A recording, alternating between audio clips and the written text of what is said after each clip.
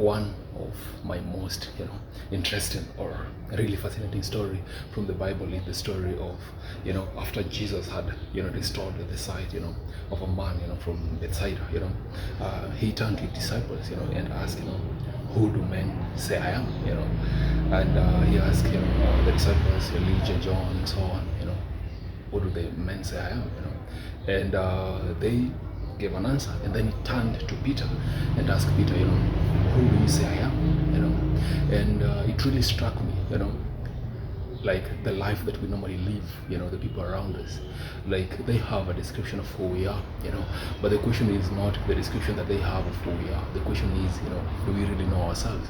There was a stage in my life whereby, people would say some things about me that really disorient me, that really get into my mind.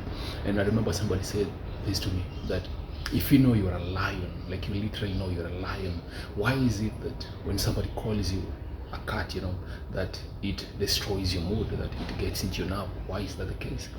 And then it really made me think a lot, like, that's true. If this is a spoon, and this is a spoon, why is somebody, saying this is a spade, like it doesn't make sense. And that's the life that we live in. Jesus knew who he was, like he had a fully description of who he was. He was just asking this guy, like, who do you think I am? Just to see if there's an alignment with, the description that he has of himself. The same with us, are we intrigued or are we disoriented by what people think of who we are?